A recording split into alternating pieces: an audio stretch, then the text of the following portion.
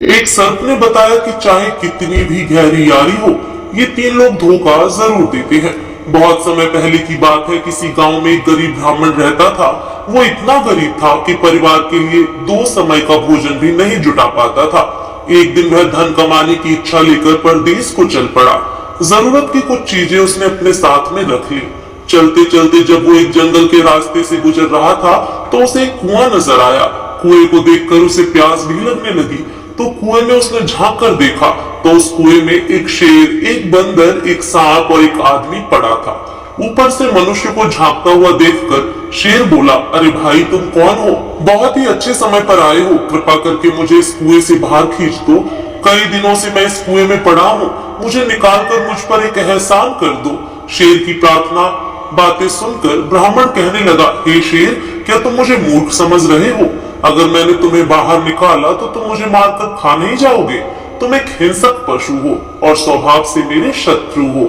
मैं तुम पर विश्वास नहीं कर सकता। तब शेर बोला, अरे भले आदमी, मैं खुद मुसीबत का मारा हूँ। मैं तुम्हें भला नुकसान क्यों पहुंचाऊंगा?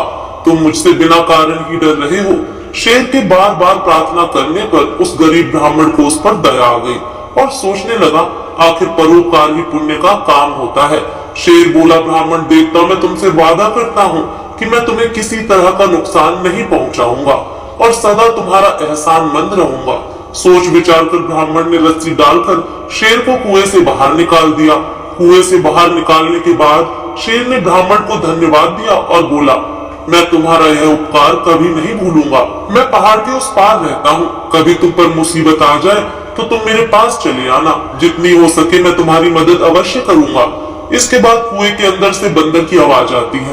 बंदर कहता है, हे भाई, मुझे भी कुएं से बाहर खींच दो। मैं भी तुम्हारा सदा ऋणी रहूंगा। ब्राह्मण ने रस्सी अंदर डाल दी, बंदर को भी बाहर निकाल दिया। बंदर ने भी उसे धन्यवाद दिया और कहा कि मैं उस पहाड़ी के पीछे बगीचे में रहता हूँ। कभी तुम्हें मेरी जरूरत पड़े तो तुम मेरे पास चले आना। मैं तुम्हारी पूरी मदद करूंगा। इतना कहकर बंदर भी वहीं खड़ा हो गया। तभी कुएं के अंदर से सांप ने आवाज लगाई, क्यों ब्राह्मण देवता, जिस तरह से आपने शेर और बंदर को बाहर निकाला है, मुझे भी बाहर निकालकर मुझ पर भी एक उपकार कर दो। तब ब्राह्मण बोला, ना बाबा ना, तुम तो एक सांप हो, कहीं मुझे काट लिया तो? सांप बोला, अरे भाई, कैसी बातें कर रहे हो? क्या कोई अपने मददगार को भी नुकसान पहुंचा सकता है? ब्राह्मण बोला, हे सर्प, मैं तुम पर यकीन नहीं कर सकता। सर्प ने बहुत विनती की और कहा, देखो, तुम मुझे निकाल दो, मैं तुम्हें नहीं काटूंगा। ब्राह्मण ने दयावश सर्प को भी बाहर निकाल दिया। सर्प ने भी ब्राह्मण को खूब धन्यवाद किया। सर्प ने कहा, ब्राह्मण देवता, अगर तुम्हें कभी किसी मुसीबत का सामना करना पड़े तो तुम मुझे याद कर लेना। मैं उसी क्षण तुम्हारे पास आकर तुम्हारी सहायता करूंगा। ब्राह्मण ने कहा, ठीक है, ऐसा समय आएगा तो मैं तुम्हें जरूर याद करूंगा। तभी कुएं से एक आदमी की आवाज आती है। वो आदमी कहता है, अरे भाई, मुझे भी कुएं से बाहर निकाल दो। मैं तुम्हारा हमेशा ऋणी रहूंगा। ब्राह्मण उस आदमी को बाहर निकालने के लिए रस्सी डालता है तो सर्प कहता है, तुम इस आदमी की सहायता मत करो। यह तुम्हारी बिरादरी का जरूर है, पर बहुत बड़ा गुड़चोर आदमी है। बंदर और शेर ने सर्प की बात का समर्थन किया। दोनों मिलकर बोले, देखो भाई, अगर तुम इस आदमी की मदद करोगे तो तुम बहुत बड़ी मुसीबत में फंस जाओगे, क्योंकि यह आदमी बड़ा गुड़चोर है। जो इसकी मदद करेगा यह उसी की जड़ काटता है। इतना कहकर शेर, बंदर और सर्प वहां से विदा लेकर चले गए। उनके जाने के बाद वह आदमी गिड़गिड़ा कर बोला, अरे भाई, तुमने शेर, बंदर और सांप की तो जान बचा ली, मेरे भी प्राण बचा लो। मैं तो तुम्हारी बिरादरी का हूँ। तब ब्राह्मण बोला, भाई, तुम्हारी निंदा तो ये जानवर भी कर रहे हैं। इससे लगता है कि तुम अच्छे आदमी नहीं हो। मैं तुम्हारी कोई मदद नहीं करूंगा। वह आदमी बोला, अरे भाई, तुम उन जानवरों की बात में ना आओ और मेरी मदद करो। वह आदमी बहुत रोया, चिल्लाया और गिड़गिड़ाया। तो ब्राह्मण को उस पर दया आ गई। ब्राह्मण ने सोचा, चलो निकाल देते हैं। ब्राह्मण ने उस आदमी को भी कुएं से बाहर निकाल दिया। उस आदमी ने ब्राह्मण को बहुत धन्यवाद दिया और बोला, हे भाई, तुमने मुझ पर जो उपकार किया है उसे मैं 7 जन्मों तक नहीं भूलूंगा। फिर ब्राह्मण कहता है, अरे भाई, इसमें उपकार जैसी क्या बात है? इंसान ही इंसान के काम आता है, लेकिन तुम कौन हो? तब वह आदमी ब्राह्मण को अपना परिचय देता है। हे भाई, मैं एक गरीब सुनार हूँ, पास के ही गांव रतनपुरा में रहता हूँ। कभी भी मेरे योग्य कोई सेवा हो तो मेरे घर जरूर पधारना। इतना कहकर वह भी चला गया। उस आदमी के जाने के बाद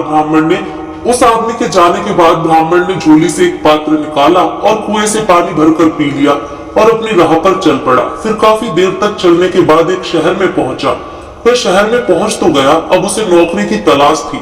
ब्राह्मण एक सेठ की दुकान पर पहुंचा और सेठ से विनती की कि आप मुझे कोई काम दे सकते हैं क्या? मैं पूरी मेहनत और ईमानदारी के साथ आपका काम करूंगा। तब सेठ कहता है, माफ करना मेरे भाई, मेरे पास कोई जगह खाली नहीं है, कोई दूसरी जगह देखो। ब्राह्मण निराश होकर वहां से लौट गया। उसके बाद ब्राह्मण ने नौकरी के लिए खूब भाग दौड़ की, लेकिन उसकी तकदीर ने उसका साथ नहीं दिया। तो ब्राह्मण सोचने लगा, अब मैं अपनी बीवी बच्चों के सामने क्या मुंह लेकर जाऊंगा? मुझ जैसे बदनसीब को तो अब आत्महत्या कर लेनी चाहिए। इस तरह हताश होकर ब्राह्मण आत्महत्या करने की सोचने लगा, लेकिन तभी उसे शेर, बंदर, सांप और सुनार के बचनों की याद आई और उसने सोचा क्यों ना एक बार इन्हें भी आजमा के देख लिया जाए, शायद वे मेरी कुछ मदद कर सके। वो आत्महत्या का विचार छोड़कर सबसे पहले बंदर के पास पहुंचा। बंदर ने दिल खोलकर उसका स्वागत किया और वृक्ष से तोड़कर बहुत सारे मीठे मीठे फल खिलाए। बंदर ने कहा, तुम कभी भी मेरे घर चले आना, यहाँ हमेशा तुम्हारा स्वागत होगा। ब्राह्मण ने बंदर से कहा, हे बंदर भाई, मैं जंगल के राजा शेर से मिलना चाहता हूँ, क्या तुम मुझे उसका पता बता सकते हो? तब बंदर कहता है, हाँ क्यों नहीं, तुम पहाड़ी के नीचे चले जाओ, पहाड़ी के उस पार सबसे पहले शेर की ही गुफा मिलेगी। इतना सुनकर ब्राह्मण वहां से चला गया और शेर की गुफा के पास पहुंचा। जब ब्राह्मण शेर के पास पहुंचा तो शेर खुशी से उसका स्वागत करने के लिए आगे आया और बोला, तुम्हें देखकर मुझे बहुत खुशी हुई, बोलो मैं तुम्हारी क्या सेवा करूं? तब ब्राह्मण कहता है, शेर भाई मैं बहुत गरीब हूँ, अगर मुझे कहीं से कुछ धन मिल जाए तो मैं अपने घर लौट जाऊंगा, वरना मेरे लिए खुद खुशी करने के सिवाय कोई रास्ता नहीं है। इतने निराश ना हो मित्र, तुम यही ठहरो, मैं अभी आता हूँ। इतना कहकर शेर अपनी गुफा में चला गया। जब शेर गुफा से बाहर निकला तो उसके मुंह में सोने का सुंदर रत्न जड़ित हार था। वह हार ब्राह्मण को देते हुए कहा, लो मित्र, इस हार को बेचकर तुम्हें अच्छे पैसे मिल जाएंगे, तुम्हारी सारी गरीबी दूर हो जाएगी। शेर से वह हार लेकर ब्राह्मण ने उसे धन्यवाद दिया और कहा कि सचमुच तुमने अपना वचन निभाया। इतना कहकर ब्राह्मण ने हार उठाकर शेर से विदा ली और रतनपुरा लौट आया। वापस लौटते समय ब्राह्मण का मन खुशी से फूला नहीं समा रहा था। आखिरकार उसकी यात्रा सफल हो गई थी। ब्राह्मण मन ही मन सोचने लगा कि इस हार को अच्छे दामों में बेचकर मैं घर लौट जाऊंगा। मुझे वापस घर आया देखकर मेरी बीवी और बच्चे बहुत खुश होंगे। हार की बिक्री से खूब सारा धन मिलेगा, अब हम सुख से दिन बिताएंगे। ब्राह्मण सोचता हुआ चला जा रहा था। फिर सोचने लगा कि मैं इस हार को बेचूं तो कहां बेचूं। अचानक उसे उस सुनार की याद आई जिसे उसने कुएं से निकाला था। सोचने लगा, मैंने उसकी जान बचाई थी, वह इस मामले में मेरी सहायता जरूर करेगा। ब्राह्मण ने सुनार की मदद लेने का निश्चय लिया और रतनपुरा पहुंचकर सीधा सुनार के घर पहुंच गया। सुनार ने देखा तो उसका दिल खुश हो गया और कहा, आओ मित्र, कैसे आना हुआ? तो जवाब दिया कि मैं तुम्हारे पास एक जरूरी काम से आया हूँ। तो सुनार कहता है, हाँ मित्र कहो, मैं तुम्हारे किस काम आ सकता हूँ? ब्राह्मण बोला, हे भाई, मेरे पास एक हार है और मैं चाहता हूँ कि तुम उसे अच्छे दामों में बिकवा दो। इतना कहकर ब्राह्मण ने अपनी जेब से हार निकालकर उस सुनार के हाथ में थमा दिया। हार देखकर वह सुनार सोचने लगा, यह हार इस ब्राह्मण के पास कहाँ से आया? यह हार तो राजकुमार का है जो शिकार पर जाने के बाद आज तक वापस नहीं लौटे, और यह हार तो मैंने ही राजकुमार को बनाकर दिया था। सुनार सोचने लगा कि राजा ने इस बात की घोषणा कर रखी है कि जो कोई मेरे पुत्र का पता बताएगा मैं उसे बहुत सारा इनाम दूंगा। सुनार के मन में राजा द्वारा घोषित इनाम का लोभ जाग उठा। अगले ही पल वह अपनापन जताता हुआ बोला, मित्र, मैं तुम्हारी सहायता अवश्य करूंगा, लेकिन इस बारे में मैं किसी अच्छे जौहरी से सलाह लेना उचित समझता हूँ ताकि तुम्हें अच्छे पैसे मिल सके। इतना कहकर सुनार उस हार को लेकर अपने जेब में रख लिया और बाहर जाने के लिए तैयार होने लगा और उससे कहा, तुम कुछ देर यहीं ठहरकर आराम करो, मैं तब तक जौहरी से मिलकर आता हूँ। ब्राह्मण बोला, ठीक है मित्र, मैं यहीं बैठता हूँ। फिर सुनार अपनी पत्नी को बुलाकर बोला कि तुम ब्राह्मण देवता की मेहमान नवाजी करो, इन्हें भोजन बनाकर खिलाओ, जरा मैं बाहर होकर आता हूँ। इतना कहकर सुनार घर से चला गया और सीधा राज दरबार में पहुंचा और राजा को प्रणाम करते हुए बोला, महाराज, मैं आपसे एक विशेष काम से मिलने के लिए आया हूँ। तब सुनार राजा को हार सौंपते हुए बोला, यह वही हार है जिसे राजकुमार के लिए स्वयं मैंने अपने हाथों से बनाया था। एक आदमी से बेचने के लिए मेरे पास आया है, मैं उस आदमी को अपने घर पर बिठाकर आया हूँ। हार को देखते ही राजा पहचान गया, जरूर वही मेरे बेटे का हत्यारा होगा। राजा क्रोध में आग बबूला हो गया और कहने लगा, कौन है वो शैतान जिसने मेरे बेटे की हत्या कर दी? और उसका हार चुराया। तब सुनार कहता है, हे राजन, वो एक गरीब ब्राह्मण है, वो अभी मेरे घर पर बैठा हुआ है। राजा गुस्से में पागल होते हुए सेनापति को आदेश दिया कि सुनार के घर जाकर उस आदमी को तुरंत पकड़ कर लाओ। सेनापति ने तुरंत कुछ सैनिक ले जाकर सुनार के घर से उस ब्राह्मण को पकड़ लिया और राजा के दरबार में पेश कर दिया। राजा ने आदेश दिया कि यह दरिंदा राजकुमार का कातिल है, इसे तुरंत कारावास में डाल दो। जब सैनिक जाने लगे तो ब्राह्मण विनम्र स्वर में बोला, मुझे राजकुमार का कातिल क्यों ठहराया जा रहा है? मैं तो निर्दोष हूँ। तब सिपाही बोले, अगर तुमने राजकुमार की हत्या नहीं की है तो राजकुमार का हार तुम्हारे पास कैसे आया? जिस सुनार को तुम हार बेचना चाहते हो, वो हार उसी सुनार ने राजकुमार को बनाकर दिया था, इसलिए तुम पकड़ में आ गए हो। अब तुम नहीं बच सकते हो। कुछ दिन बाद राजा तुम्हें फांसी की सजा देंगे। इतना कहकर सैनिक वहां से चले गए। सैनिकों के जाने के बाद ब्राह्मण सोचने लगा कि सुनार ने तो मुझे बहुत बड़ी मुश्किल में फंसा दिया। अब मैं क्या करूं? इस नगर में तो मेरा कोई भी मददगार भी नहीं है। हे प्रभु, मेरी रक्षा करना। अगर मुझे फांसी हो गई तो मेरे बीवी बच्चों का क्या होगा? तभी अचानक ब्राह्मण को सांप की बात याद आ गई। अगले ही पल उसने सांप को याद किया। सांप उसके सामने प्रकट हो गया और कहने लगा, हे मित्र, तुमने मुझे कैसे याद किया? मैं बहुत बड़ी मुसीबत में फंस गया हूँ। राजा ने मुझे जबरदस्ती कारावास में डाल दिया और एक ऐसे अपराध की सजा सुना दी है जो मैंने किया ही नहीं। तब सांप कहता है, ऐसा क्यों? तब ब्राह्मण ने शेर से हार प्राप्त करने से लेकर गिरफ्तार होने तक का सारा किस्सा उस सांप को सुना डाला और करुण स्वर में बोला, हे मित्र, अब तुम मुझे बचा लो। तुमने मुझसे कहा था कि मुसीबत के समय में तुम मेरे काम आओगे। अब तो मेरी जान पर बनाई है, मेरे लिए इससे बड़ी मुसीबत और क्या होगी? तब सर्प कहता है, हे मित्र, मैंने तुमसे पहले ही कहा था कि उस आदमी की सहायता मत करो, वो तुम्हारे लिए मुसीबत बन सकता है। कहते हैं, जो धन का अत्यंत लालची हो और पूर्व का वैरी हो और अनेक स्त्री और पुरुषों में मन लगाने वाला हो, चाहे स्त्री हो या पुरुष, इनसे चाहे कितनी भी गहरी यारी क्यों ना हो, ये तीन लोग हमेशा ही धोखा देते हैं।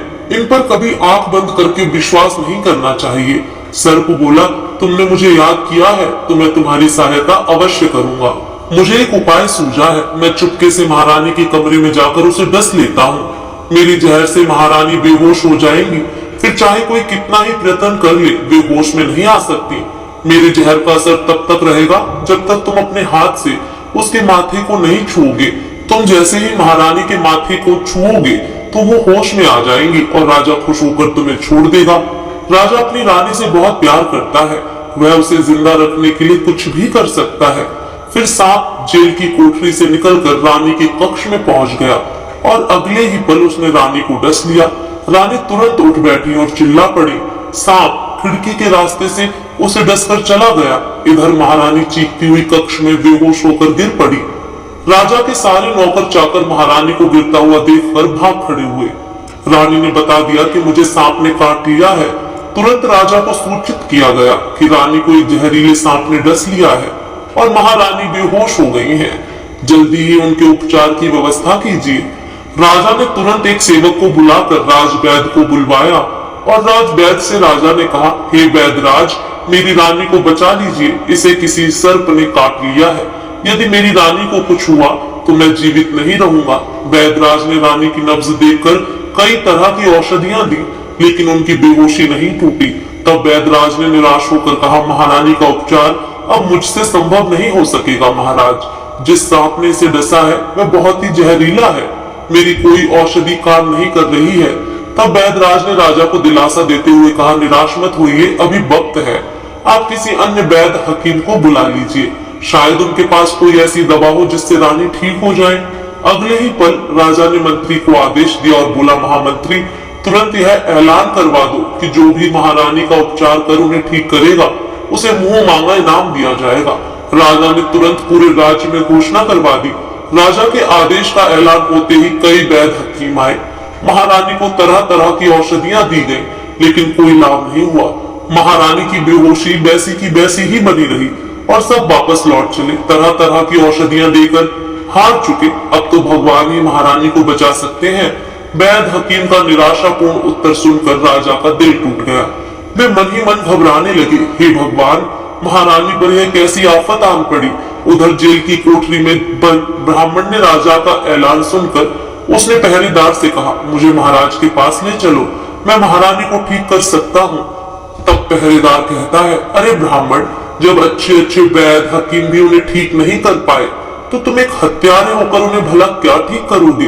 ब्राह्मण ने फिर विनती की, आप एक बार मुझे महाराज के पास ले चलो, मैं सच कहता हूँ मैं रानी को बचा लूंगा।